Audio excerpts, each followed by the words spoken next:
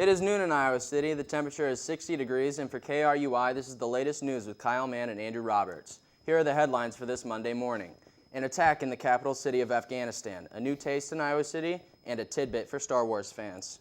The lead story making headlines this morning takes us to Afghanistan, where the Taliban has taken credit for an attack that killed at least 28 and injured hundreds more, most of whom were civilians. The capital city of Kabul was rocked by a suicide bomber with a vehicle full of explosives, detonating the device outside the back wall of a compound.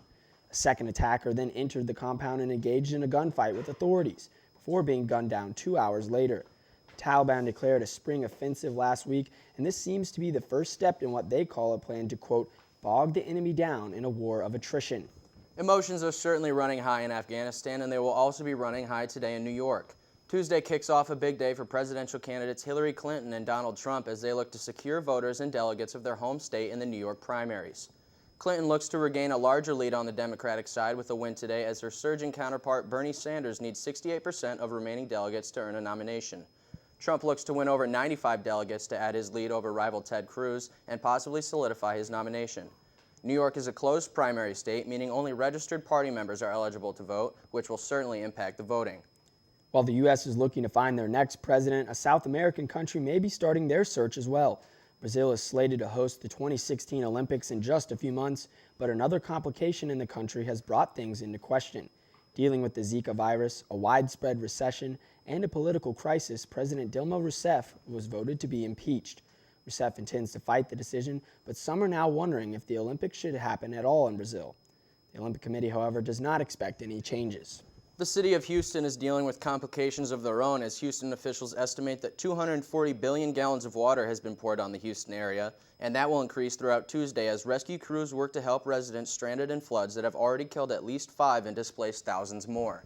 Mayor Sylvester Turner says there is flooding in every part of Houston, and although the city has already had to close 9 hospitals, the mayor vowed to anybody in need of assistance that the city would not let them go it alone. Hundreds of Iowans also decided they wouldn't let a homeless veteran go out alone as they gathered at a funeral for Charles Lanham, despite having never met him. Lanham fought in the Korean War but had no wife, children, or family to speak of. Veterans from the VFW and American Legion arranged for a proper burial with full honors, and word spread quickly on Facebook before the funeral on Monday. Word may also be spreading quickly about a new restaurant. Local residents and international students alike can now get a taste of China. Bashu Chinese Cuisine is serving up authentic Chinese food for first-timers and those looking to have an old food favorite. Bashu replaces the Lynn Street Cafe. The trial for Alex Kozan is ongoing this week for the shooting murder of Andrea Farrington at Coral Ridge Mall last June, and details are emerging about Kozan's apparent history of explosive behavior at work. Kozan was a security officer at the mall in Coralville, where Farrington worked at the Guest Welcome Center, and his supervisor says he's behaved curiously on multiple occasions. One incident saw Kozan throw a clipboard and yell about being asked to do a routine fire safety check, and another saw him written up for treatment of juveniles just hours before he shot and killed Farrington.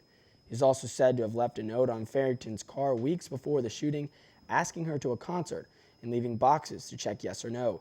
The victim's boss said the note creeped her out. And Star Wars fans geeked out on Monday when J.J. Abrams dropped a hint pertaining to the parents of Rey, the female lead of The Force Awakens. Rey's access to the Force has suggested a possible lineage to Luke Skywalker or Princess Leia and Han Solo, but Abrams confessed Monday that Rey's parents were not in the recently released Episode 7. That puts plenty of intrigue into the forecast for Episode 8, and before we sign off, one last look at the forecast for today.